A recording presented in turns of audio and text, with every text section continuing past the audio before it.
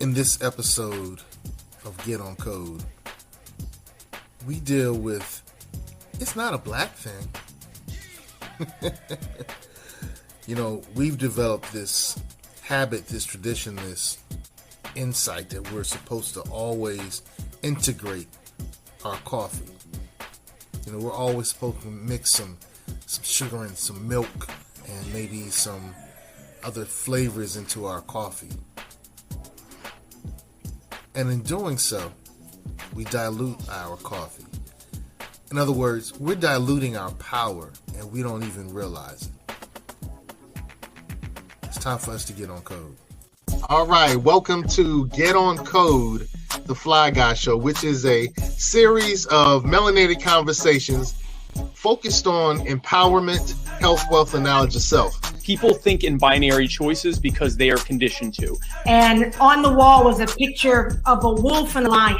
I think the wolf was the Democratic Party, the lion was the Republicans. But the drug trade and all these illegal stuff that people do, that's still economics. It's just that they couldn't do it in a traditional system. We're talking about melanated wealth. So we can build wealth, but we just, for some reason, don't seem to be able to transfer it. You had a great experience. Fine, that means nothing. What were you told as a child about education? You had to be how many times better? Every impression without an expression becomes depression. Peace, Code Keepers. Knowledge. I'm going to kind of deal with something that happened a few days ago. So, we celebrated Juneteenth in a national manner recently. And this elder Opal, was invited to the White House. And she was there when President Biden signed the executive order which made Juneteenth a national holiday. Now here in VA, 2 up, 2 down for VA, it became a state holiday, official state holiday last year. So in her talk, and you can look it up, she talks about how Juneteenth is not a Texas thing. It kind of was. How Juneteenth is not a black thing. Kind of is. That Juneteenth is a celebration of freedom for everybody. Now, when I use the term black, I'm not talking about skin color or hair texture and or indigenous or aboriginal descent. We realize that here in North America, some of the first people here look like this, look like me, look like some of you, right? We realize that. Okay.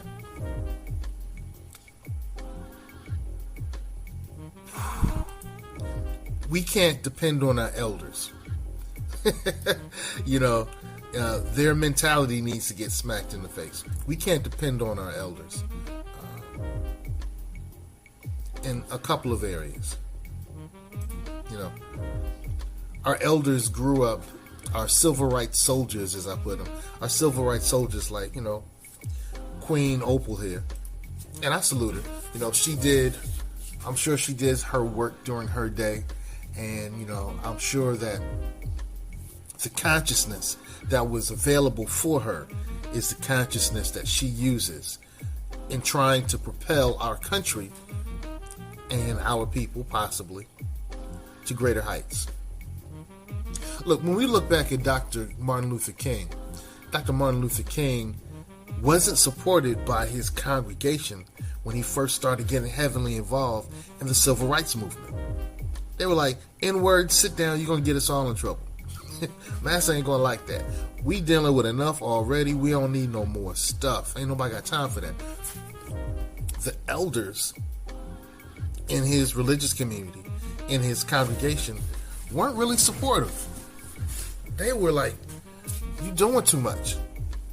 This is not the way. Why don't we just let Jesus handle it? He persisted. He worked with groups that dealt with younger people.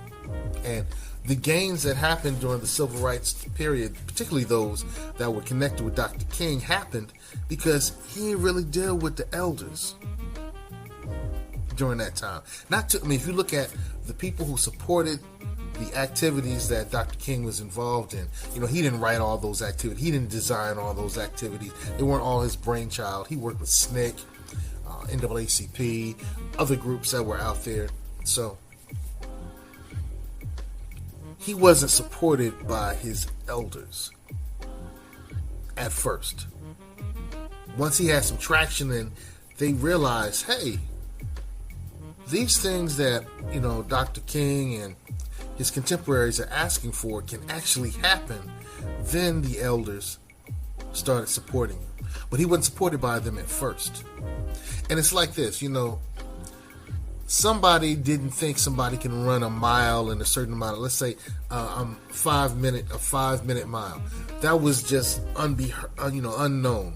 And then somebody did it. And once somebody did it, other people were able to do a mile in less than that time period.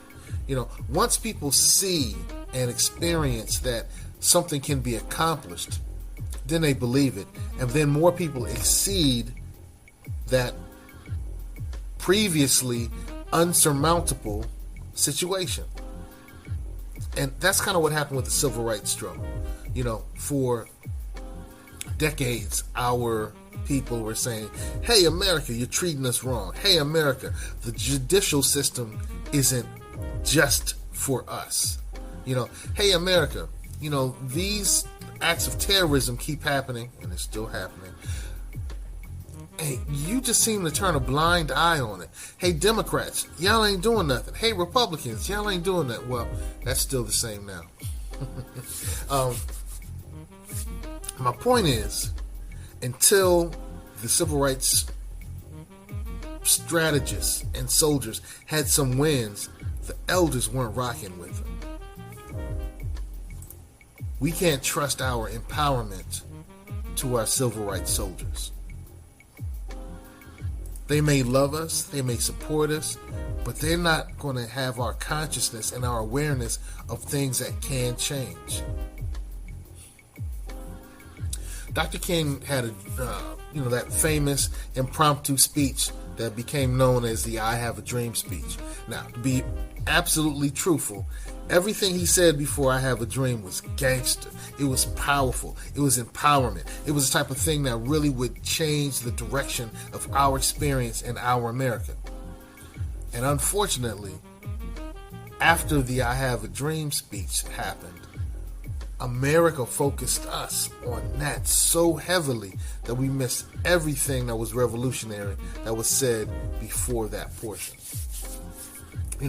When Mahalia said, tell him about the dream, Martin, tell him about the dream, and then he went into his extemporaneous speech, his impromptu speech, his freestyle, the I Have a Dream speech. Everything he said before that was revolutionary. And that's the part that I think a lot of us miss.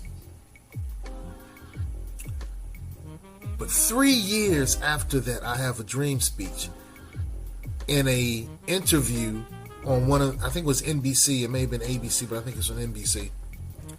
In an interview on NBC, Dr. King said, we were overly simplistic. Our dream has become a nightmare. And we gave up the goods too easily, and we sold ourselves too easily at a cheap price. Don't believe me? Research it. 3 years after, it may have been 4 years, 3 or 4 years after the I Have a Dream speech, he recanted everything he says, but America still promulgates, and our elders still promote that speech that he recanted.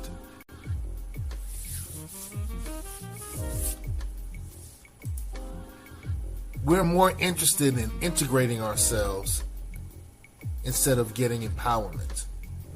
And we keep seeking to do so. The civil rights struggle started out for civil rights. Hey, I'm an American. I live here in America. I pay taxes in America. I should have the same rights as all other Americans. And I should not be discriminated upon because of my ancestry. They weren't asking to sit necessarily at the same table in the same restaurants. That became a tactic.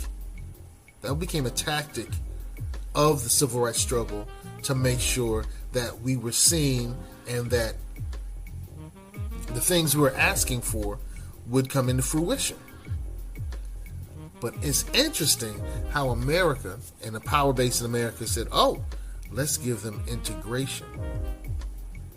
Let's give them the ability to sit next to, their white brethren and sister and family.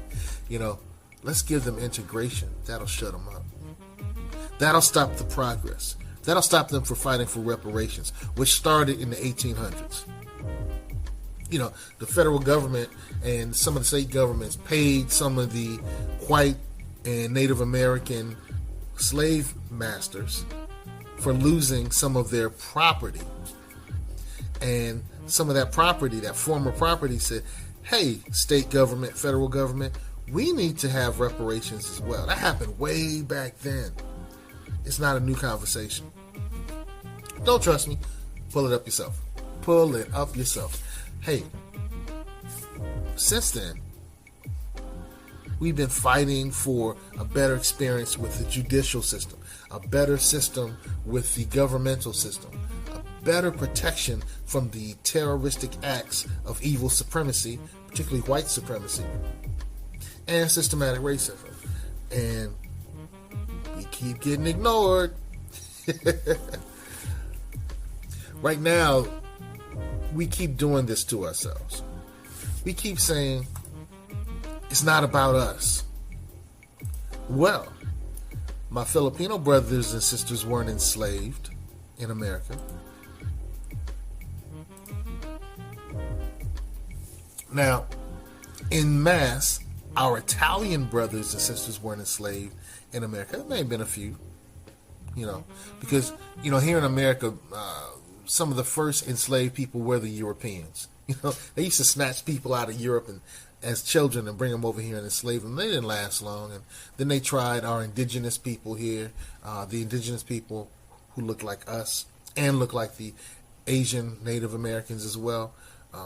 So before they imported the African ancestor people, the Africans over here, they did enslave the indigenous or some of the whites as well. But en masse, the Italians weren't Juneteenth has nothing to do with the Italians. Juneteenth has very little to do with the French. Juneteenth has very little to do with the Koreans. Juneteenth has very little to do with our Dominican brethren and sisters. Juneteenth has very little to do with our Boricua family. En masse, Juneteenth has little to do with our Caucasian family. And we keep saying, it's not a black thing, it's an American thing. During Black History Month, you're going to hear some of our brainwashed, and I understand why, but our brainwashed elders, and even some of the youth who've learned from our brainwashed elders saying, well, Black history is really just American history. The history and accomplishments and challenges and celebrations of the people who are global. Our people are global. How can we say that global activity is American history? American history would be a small chapter in the history of the world. And if we're global people, we're going to be in a lot of those books. If we say African American history, okay, but Black history is not American history. And some of our elders keep saying that stupidity and teaching that to our children. The accomplishments and history of our people in Puerto Rico is not necessarily American history because Puerto Rico didn't become a part of the United States until a certain time. The history of our people in Mexico is not part of American history. The history of our people in Cuba, the history of our people in Japan, the history of our people in Africa, the history of our people in Canada, that's not American history. And we say that stupidity And by doing so, we diminish ourselves. We need to focus on empowerment. And so our Caucasian Caucasian brothers and sisters who are now fighting against CRT are saying the same thing. We shouldn't distinct this group. We should just celebrate everybody.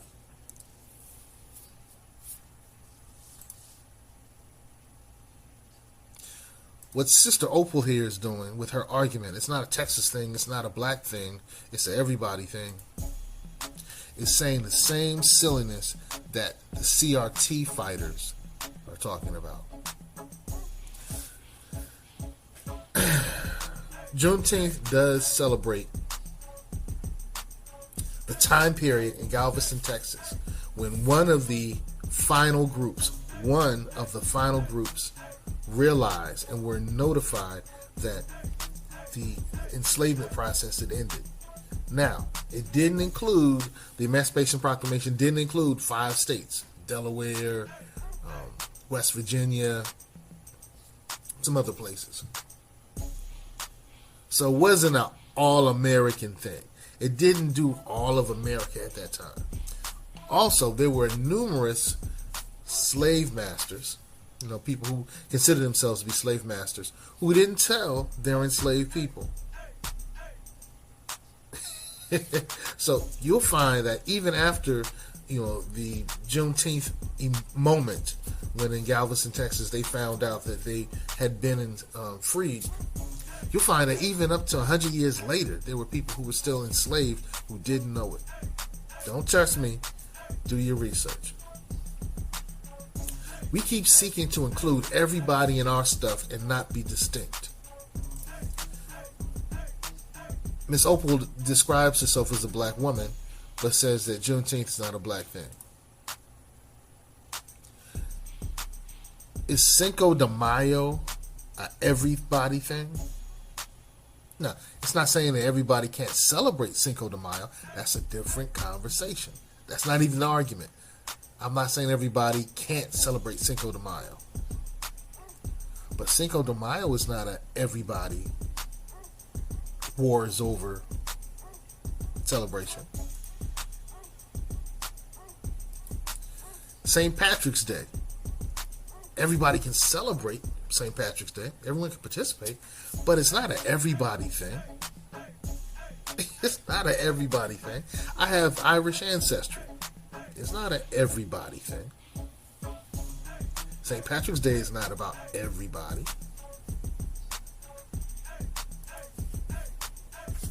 Christmas doesn't celebrate Muhammad.